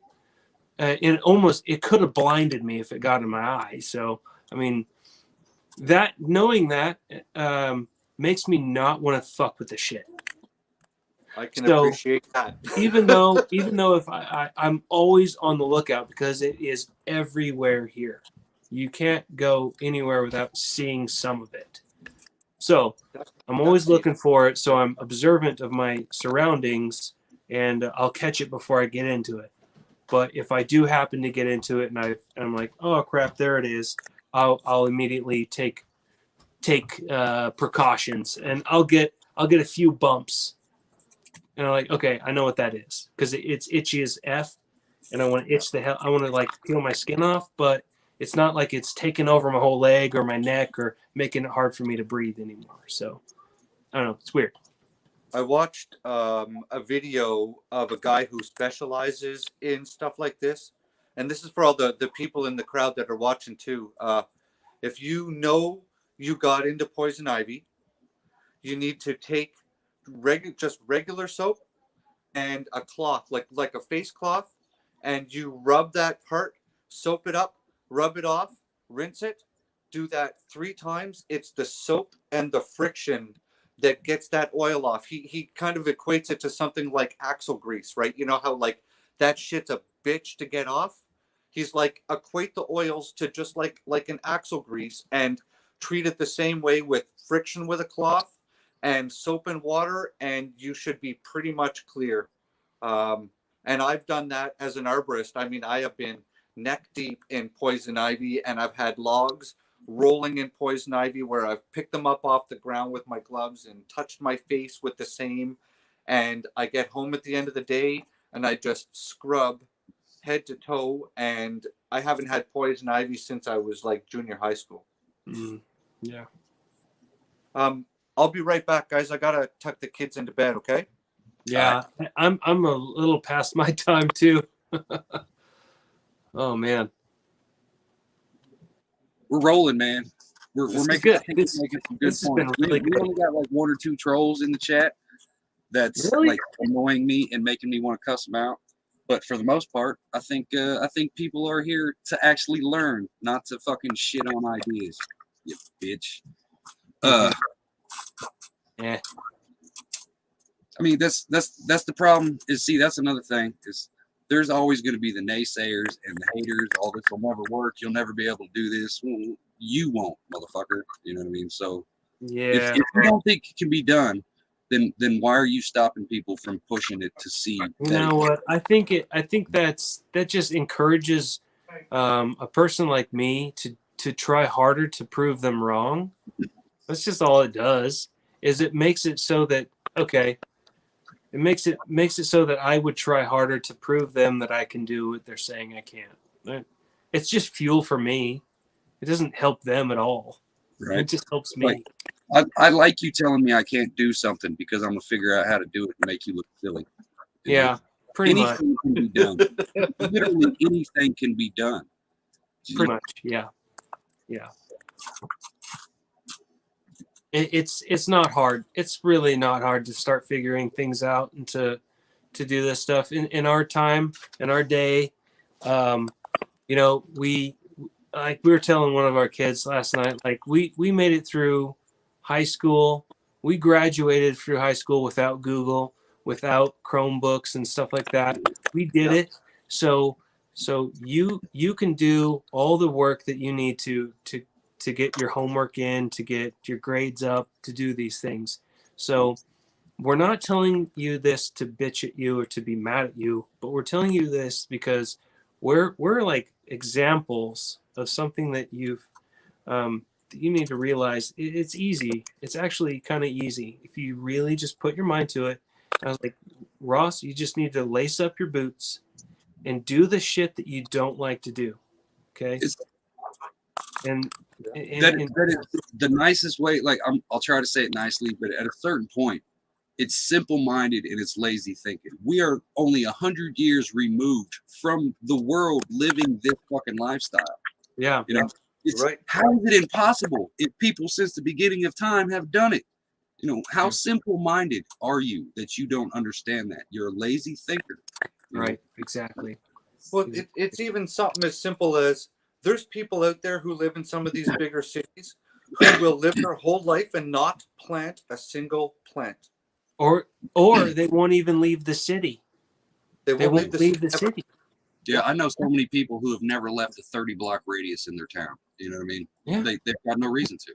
They have no desire to ever leave their neighborhood, you know? That's, yeah. Yeah. Live and die in the same small town, eh? I think there's a couple of songs written about that. That's the human condition, though, that they've been conditioned to believe that's how they're supposed to live. But it's really not how they're supposed to live. It's just how they've been conditioned, and that's why it's hard. It would be hard to develop a community based on bringing in finances and still maintaining a job and your current lifestyle before a shift, because nobody's really thinking ahead. Nobody thinks that, okay, it's gonna get bad, so I need that as a fallback, especially a place where I can retreat to, where there's going to be a group. It's because they're already established. They're still got a paycheck rolling in, and they're relatively comfortable. And I say relatively is because we're all at a stage of relative comfort, because we're in America, and it's easier here than anywhere else in the world right now. It really is. We're lucky. I mean, gosh, you look around, man. We're very lucky. But yeah, look up here in Ontario. It's right. Yeah, you guys are pretty wide open down there for a lot of things, and the way your government has been set up to allow its citizenry to do things, like, do you guys all need building permits to put sheds and structures on your properties?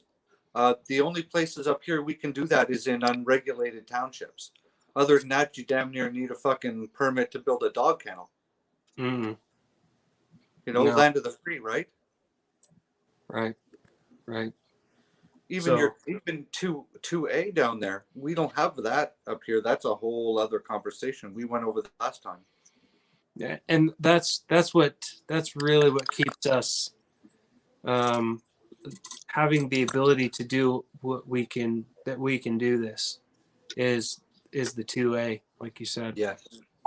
All right, we got sidetracked a little bit. But after shift 2A is not going to mean a damn thing, right, to anybody.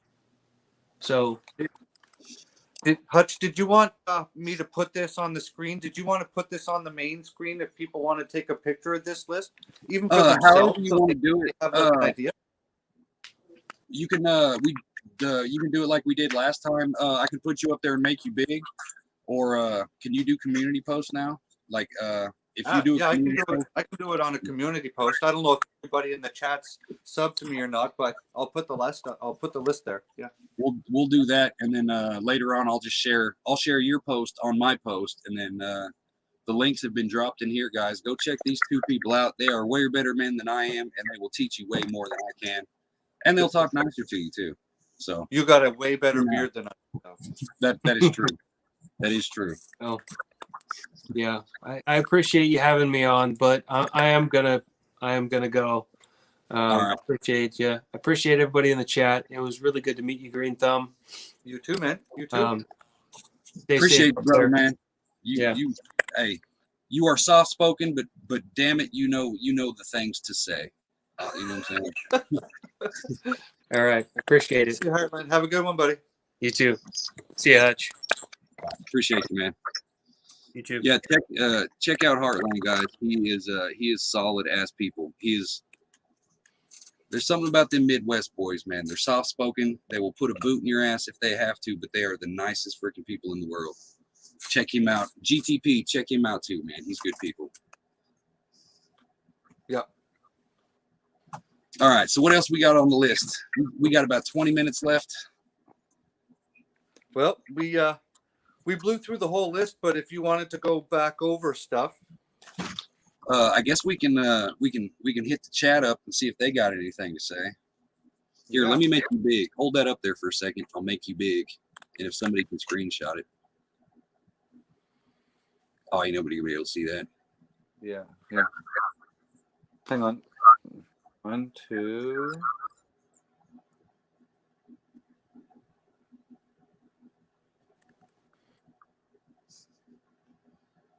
Right. Yeah, let's just go with the screenshot.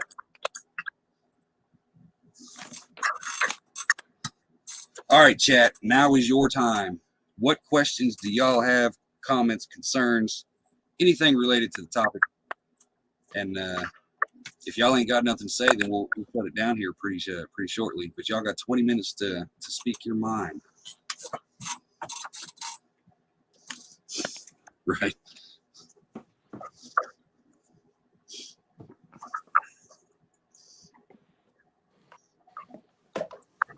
We've touched on a few things, man. We've touched on a few things.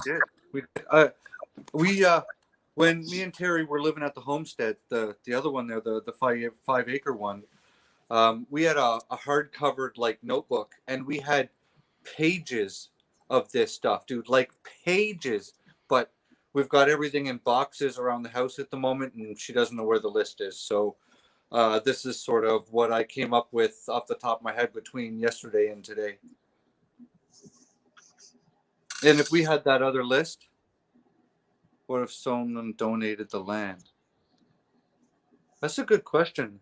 That would work. I mean, it doesn't have to be. I mean, it doesn't matter how you get it as long as you get it, right?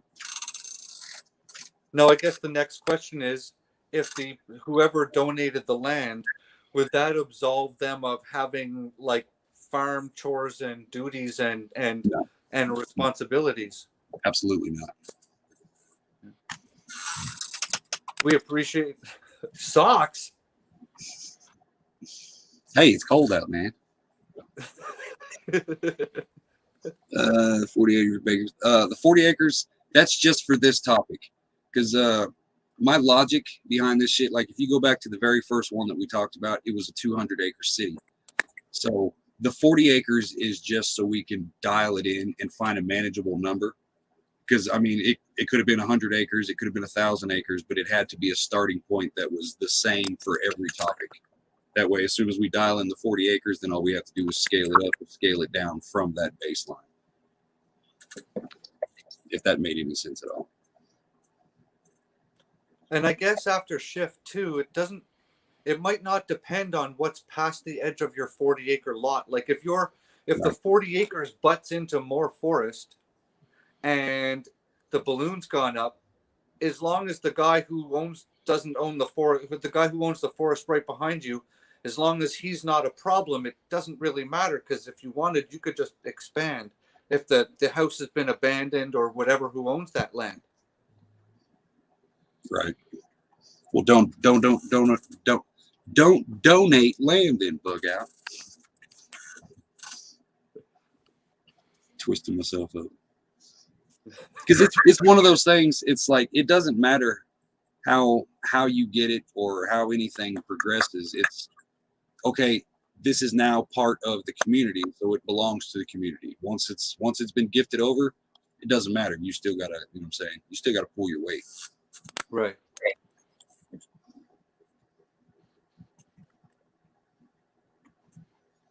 Let me see. Let me see.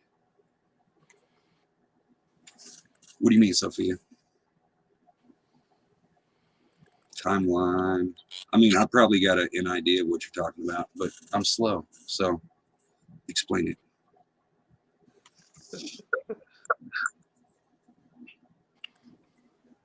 The vetting process, if you go all the way back to the very first, well, it's not the first professional one of these, or professional, however the fuck I do it.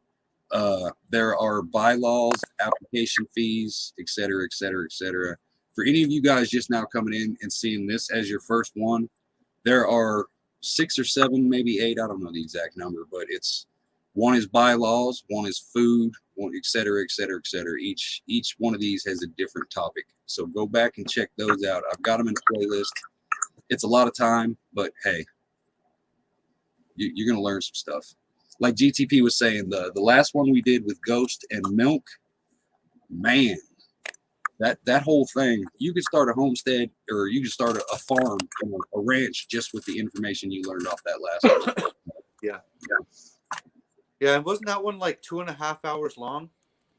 Yeah, no, the one with the bug out in POTB, because there's some talking sons of bitches, that was 2.5 hours. The one with Milk and Ghost, I think that was it was just over 2 hours, just over 2 hours.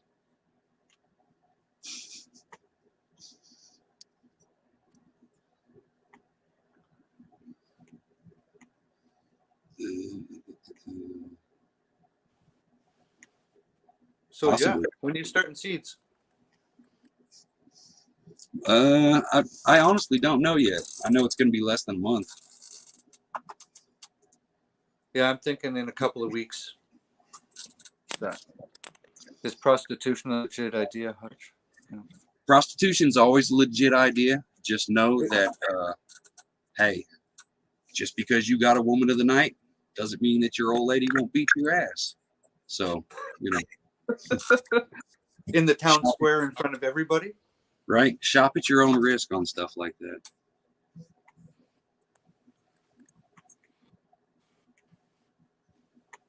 Oh,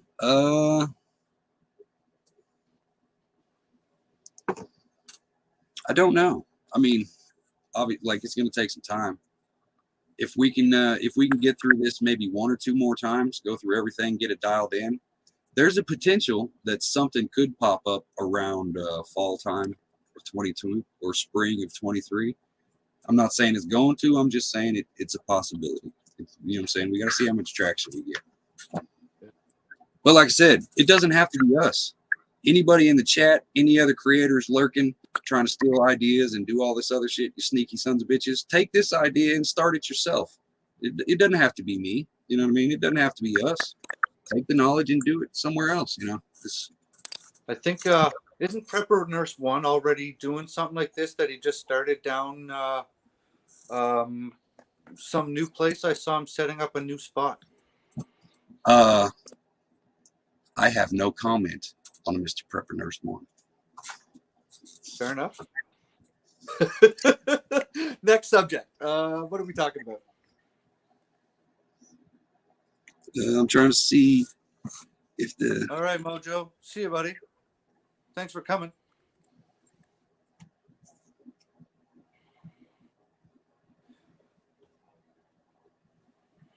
Yeah, I'm gonna have to wind this down in a couple of minutes too, because the chitlins decided that they're not gonna go to sleep. So yeah, we got SmackDown. Aquaculture, that is a possibility. I don't know I don't know anything about it, so that would have to be for a smarter person than myself. You know anything about aquaculture? I know it's wet. I don't know a whole lot. Like if that's sort of like the Kratzky method, I know that you can take Rubbermaid bins and punch holes in it and get the plastic little cups and your seeds and your roots go through there into a solution mix, and you literally just grow it in that solution mix until it's harvestable. You can do that in your basement with a couple of LED lights and some Rubbermaid totes from Walmart. My outhouse is 80 feet that way. I am in the shower house. Thank you very much.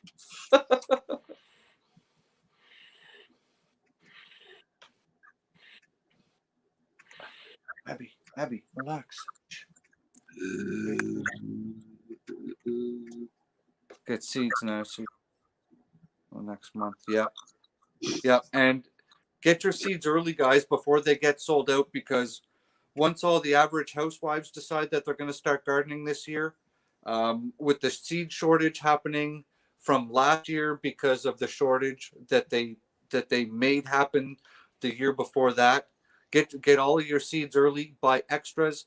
Papa Prepper called me the other day, and he told me that at Dollar General, they're selling burpee seeds at Dollar General for $1 a pack. So the main takeaway is make your own and make it work. Yeah. Yo. Well, I'm stuck in chat. We got some smart asses, man. Well, there's always smart ass. Right. But yeah, get your seeds early, guys. Get your growing trays early. Get your seed starting mix that you're going to use as soon as you can get that. Pick that up, because once the rush of normies start going out to do that, you may find that you have a hard time getting what you want. You don't want to have to get stuck just buying leftovers. Yeah. A salon, like a hair salon, a salon or a saloon. There could be both, I guess. I mean, if we talked about a saloon when we had Roots and AJ on, we talked about a bar area and things like that. As far as a salon, I'm pretty sure I think that would be more of an organic thing. I don't know how much money there actually is in doing a commercial salon, but I know you females are kind of vain about that kind of shit. You got to get your extensions and your weaves and all that nonsense. Can you grow sugarcane there? I think in the southernmost part, you can to a certain extent. I think we're like right on that line. You know what I mean? Okay. Obviously, Florida would be fucking perfect for it. But I think we're right on that line. I think it would take a little finesse. I think it's doable, but it would take a little bit. Just trying to figure out like a source of sugar besides honey. Sugarcane is definitely on the list. As same with maple trees, so we can get the syrup and all that shit too. You know. Right. Yeah. But I'll say I should know this time next year. I should know because I'm wanting to do sugarcane this year, so that should give me at least some kind of concept of how it functions. You know what I mean? Yeah, you'll get a whole season out of it. You know. Are they started by seeds or what? How are you getting it? It's well, the way I've seen it, you can start it by seed, but obviously starting from cuttings is always a faster and a better thing. So I've only looked into the cuttings, and it's basically sugarcane's just like bamboo. You've got the rings, Right. so you 45 the end, and you leave at least 2 rings, and then your sprouts come up from those rings. You lay them flat, plant them that way. Oh, okay. Okay, cool. I like experimenting. Let me see. Thanks for coming, everybody. I have no idea who's in the chat besides what I see popping up on the screen, but Well, we have everybody 79 came. people watching this. 79 people watching your face right now. Whoa, right on. They're all here for you, buddy. They're not here for me. Oh, they ain't here for me. They don't even know my name. These sons of bitches. I got more people talking shit. My wrenches talk more shit to me than any troll ever has. What kind of shit is that? You know what I mean?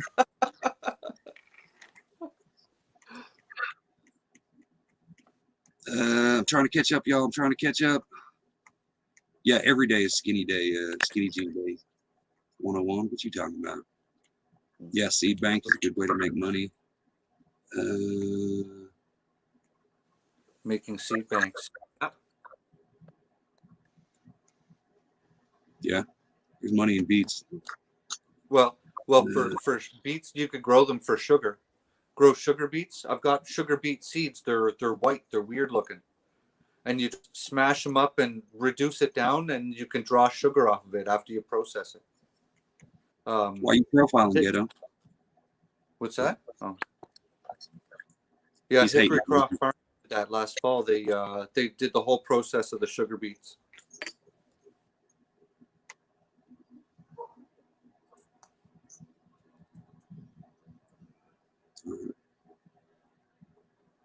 Just a little tidbit for y'all. I'm trying to catch up to the bottom of the chat.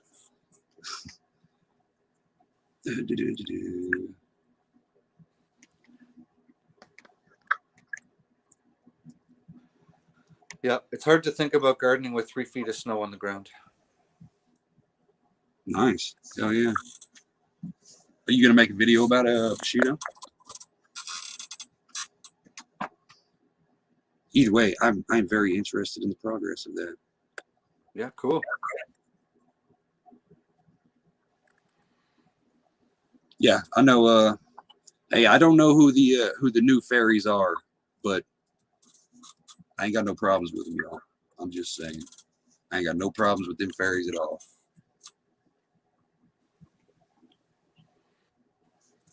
Yeah, I saw those in the chat for Tommy's live there we did on Tuesday. Just some concerned citizens who want to step up. It ain't my place to tell them they can't do it. You know what I mean? I'm just a guy. Yeah, elderberry. See, I don't know. I know there's a big craze right now to where the syrup and shit like that is big on, because I'm seeing the commercials everywhere for them now. So it's a mainstream thing now. But I don't know exactly how much. I'm assuming there'd be a decent amount of money involved in all the little tinctures and et ceteras that you can make from elderberry. Yeah. Especially because you could advertise it, as organic, locally produced, made on farm, Yeah. See, that's another thing too. I know we didn't really touch on it much because this is just kind of the entry level. But we've also eventually we're going to have to figure out how much room we need to make all these processing plants for all this shit. You know what I mean? Well, yeah, like even just about what we talked about tonight, just having the drying room for the tobacco, because they got to have their own drying structure, right? Those old tobacco drying sheds that you see on TV. Well, you guys probably see them where you live. Bunch of rednecks down there, but we don't have those up here. That's why you're not a good country. I live where the air hurts my skin. I know. Right. I know, it sucks. Yeah. The land of the lockdowns.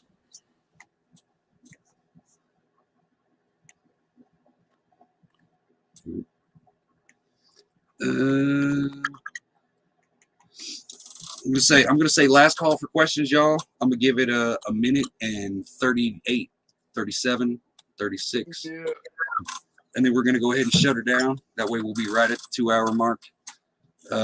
So last chance. Any questions about Sub this to my topic? channel. Build my channel. You guys, you want to. Yeah, you're probably all subbed anyways.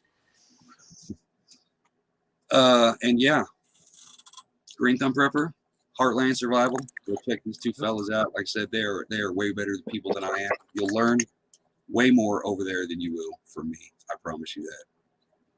I'm prettier, but you'll learn more over there. So Much prettier. Much prettier. Yeah. Just weigh your options, people.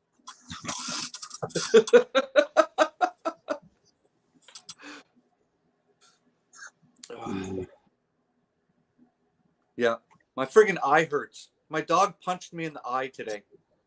I was lying on my bed and she just grabbed her paw, smashed it right in my eye. My eye's all red and all swollen and shit. Damn dogs. How are you gonna get beat up by the damn dog? She's 100 pounds and I wasn't feeling good. She got the jump on me. I swear. Right. All right, guys. We're gonna go ahead and call it here. If I didn't answer your question, deal with it. Go back, watch the reruns. It'll get answered Hutch sometime. didn't care about your question in the first place, anyways. I really didn't. I really didn't. No. Next week, we will be doing the final community think tank idea for a minute, so I can go back and fine tune everything. So all your questions and everything. Next Thursday will be a Q&A section from every single thing. Any question you've got regarding this community concept. Next Thursday is nothing but questions from y'all. And yeah, that's pretty much it. That's going to be a long episode. Oh, it'll be 2 hours. We'll keep it down. I wouldn't mind going longer, but people, if I want people to actually check out the rerun and actually implement any of this kind of shit, ain't nobody gonna sit and watch a 3 or 4 hour stream. That's true. And you're going to have to go back through it again. Do you want to go through 4 hours of talking shit back and forth, taking notes? Yep. So on that, guys, 70, 80 y'all up in here. I appreciate every single one of y'all. Subscribe to this man. Subscribe to that man. Subscribe to Heartland. If you're not subscribed to me, what the hell? Why are you even here? Subscribe to me. You know you want to. I'm the shit. Yeah. All right. I appreciate y'all. It was fun. Good talking shit. Thanks for having me on, Hutch. It's always good time. Anytime, man. Anytime. Eventually, I'm going to have you back on because I want to get into some arborism and some fine tuning and things like that. Sure. So. Okay. No problem. Talk trees and stuff. Yeah. Your stuff is good. Trees are good too. I will take your wrench, wizard. Sensitive. Ooh. All right, guys. I appreciate y'all. And I will see you whenever.